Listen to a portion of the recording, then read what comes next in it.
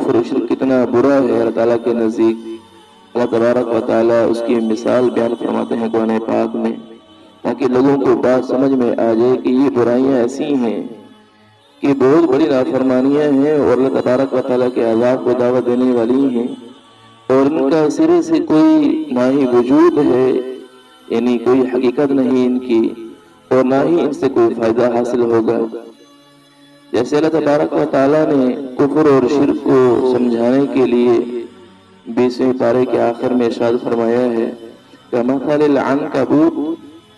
اتَّخَذَتْ بَيْتًا وَإِنَّ أَوْهَنَ الْبُيُوتِ لَبَيْتُ الْعَنْكَبُوتِ۔ اللہ تبارک و تعالیٰ ارشاد فرماتے ہیں کہ کفر و شرک کی مثال ایسے ہے جیسے کہ مکڑی کا جالا ہو،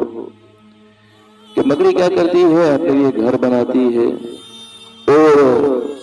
سب سے کمزور ترین گھر اسی کا ہے۔ مکڑی کا جالا سب سے کمزور ترین گھر ہے اور وہ گھر بنا رہی ہے۔ یہی معاملہ کافر اور مشرک کا ہے کہ وہ کفر و شرک میں مبتلا ہے اور وہ یہ سمجھ رہا ہے کہ یہ حقیقت ہے، حالانکہ آدمی گہری نظر سے دیکھے تو آدمی کو معلوم ہو کہ جیسے مکڑی کا جالا، مکڑی جو ہے اپنا گھر وہ کسی مکڑی یعنی جالا جو ہے وہ کسی گھر کے کونے میں بناتی ہے یا کسی درخت کے نیچے بناتی ہے، اسی طرح مشرک یہ اپنے ذہن کے مطابق اور خداؤں کو تراش رہا ہوتا ہے، اپنے ذہن کے مطابق اور چیزوں کو معبود سمجھ رہا ہوتا ہے۔ اب کوئی آدمی مکڑی سے پوچھے کہ بتاؤ تمہارے لیے اتنا بڑا گھر کافی نہیں ہے کہ تم نے اس مکان کے کونے میں اپنے لیے اور گھر بنا لیا؟ اسی طرح مشرک سے کوئی پوچھے کہ کیا رب تعالیٰ تمہیں کافی نہیں ہے کہ اس سے ہر چیز ہر مراد مانگی جائے، اس رب کو چھوڑ کر تم نے اور خدا تراشنا شروع کر دیے؟ کیا ایک رب جو ساری کائنات کو بنانے والا ہے وہ تمہارے لیے کافی نہیں ہے کہ یہ تم نے چھوٹے چھوٹے چیزیں اپنے ذہن کے مطابق معبود بنا رکھی؟ اسی طرح جو مکڑی ہے یہ کیا کرتی ہے، اپنا گھر بناتی ہے، اپنا جالا بناتی ہے، وہ اس کا لعاب ہی ہوتا ہے جو اس کے پیٹ سے نکلتا ہے، اپنے لعاب کے ذریعے اپنا گھر بناتی ہے، جالا بناتی ہے۔ اسی طرح جو مشرک ہے وہ بھی کفر و شرک جو مبتلا ہوتا ہے، کفر و شرک میں اپنے پیٹ سے بات نکالی ہوئی ہے، اس کے پاس کوئی دلیل نہیں ہے، اپنے ذہن کے مطابق سوچا ہوا ہے کہ یہ میرا معبود ہے اور اس سے میرے کام بنیں گے، اس کے پاس کوئی دلیل موجود نہیں۔ یہی حال مشرک کا ہے، یعنی مکڑی کے جیسے مکڑی کا معاملہ یہ ہے کہ وہ اپنے پیٹ سے لعاب نکال کر وہ بنا رہی ہے، یعنی اپنا مکان بنا رہی ہے، اسی طرح یہ بھی اپنے ذہن کے مطابق چیزوں کو گھڑ رہا ہے کہ یہ میرا معبود ہے، اس سے میرے کام بن رہے ہیں۔ اسی طرح جیسے کہ مکڑی اس کا جو جالا ہے وہ مکڑی کو سردی گرمی سے نہیں بچا سکتا، اسی طرح کافر اور مشرک جو اللہ تعالیٰ کے علاوہ اور چیزوں کو معبود سمجھ رہا ہے، یہ اس کا کسی اور چیز کو معبود سمجھنا بھی اس کو نہ ہی نقصان سے بچا سکتا ہے نہ ہی نفع پہنچا سکتا ہے۔ تو اللہ تبارک و تعالیٰ مثالوں کو پھیر پھیر کے بیان فرماتے ہیں تاکہ لوگوں کو سمجھ میں آ جائے کہ کفر اور شرک یہ ایسی چیزیں ہیں جو اللہ تعالیٰ کی بہت بڑی نافرمانی ہے، اور اللہ تبارک و تعالیٰ ان سے ناراض ہو کر اللہ تبارک و تعالیٰ عذاب میں مبتلا فرماتے ہیں۔ تو اللہ تعالیٰ ارشاد فرماتے ہیں وَلَقَدْ صَرَّفْنَا فِي هَذَا الْقُرْآنِ لِلنَّاسِ مِنْ كُلِّ مَثَلٍ، کہ ہم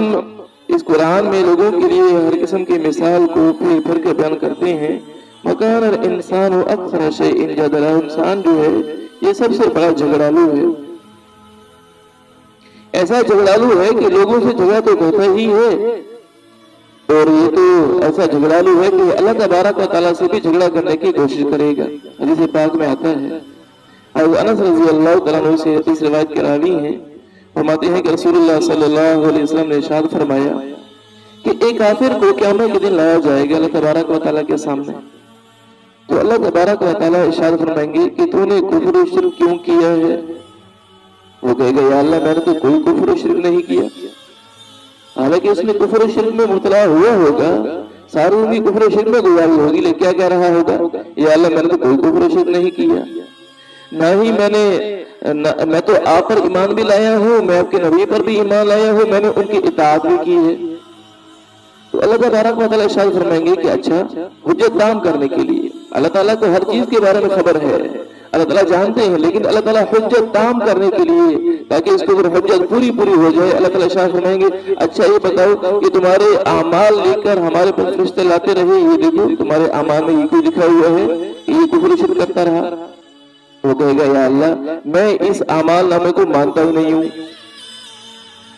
پھر اللہ تبارک و تعالیٰ شاہ فرمائیں گے اچھا جو فرشتے تمہارے اوپر مقرر تھے، کرامن کاتبین تمہارے اوپر مقرر تھے، وہ جو لکھ کر لاتے، وہ جو کہتے رہے، یعنی وہ گواہی دیتے ہیں اس بات کی کہ تم یہ کرتے رہے، تو پھر تم کیا کہو گے؟ تو کہے گا یا اللہ میں ان کو بھی نہیں مانتا، میں نے ان کو دیکھا ہی نہیں تھا، میں نے تو کرامن کاتبین کو، اعمال لکھنے والے فرشتوں کو دیکھا ہی نہیں تھا، لہذا میں نہیں مانتا۔ اللہ تبارک و تعالیٰ شاہ فرمائیں گے کہ اچھا یہ بتاؤ کہ تمہارے بارے میں لوح محفوظ میں یہ لکھا ہوا ہے، تو اب بتاؤ تو کیا کہتے ہو؟ تو وہ کہے گا یا اللہ آپ نے مجھے ظلم سے پناہ دے رکھی ہے نا کہ میرے پر کوئی ظلم نہیں ہوگا۔ اللہ تعالیٰ شاہ فرمائیں گے کہ بالکل تمہارے اوپر کوئی ظلم نہیں ہوگا۔ تو وہ کہے گا کہ یا اللہ میں لوح محفوظ کو بھی نہیں مانتا، میں نے آپ پر ایمان لایا، آپ کے نبی پر ایمان لایا، آپ کے نبی کی اطاعت کی ہے، وہ وہی بات دہرائے گا۔ تو اللہ تعالیٰ شاہ فرمائیں گے کہ اچھا تم کس کی بات مانتے ہو؟ اسے پوچھیں گے تو وہ کہے گا کہ یا اللہ میں اور باہر کی چیزوں کو میں نہیں مانتا ہوں، میرا نفس میرے خلاف گواہی دے تو پھر میں مانوں گا، میری جان کے اندر سے کوئی چیز ایسی ہو جو آپ کے سامنے گواہی دے تو پھر میں مانوں گا۔ اللہ تبارک و تعالیٰ اس بندے کے منہ پر مہر لگا دیں گے اور پھر اس کے اعضاء سے فرمائیں گے کہ گواہی دو، تو اس کے اعضاء اس کے خلاف گواہی دیں گے کہ یا اللہ یہ کفر کرتا رہا اور یہ شرک میں مبتلا رہا، اس کے اعضاء اس کے خلاف گواہی دیں گے، تو پھر اللہ تبارک و تعالیٰ اس کے منہ سے مہر ہٹا کر اس کے لیے جہنم کا فیصلہ فرما دیں گے۔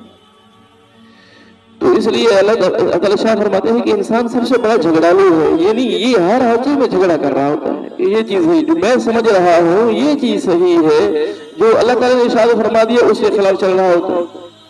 بالله كم تستطب القروح ويبرأ جروح الكسير الجريح وينشط ذاك السقيم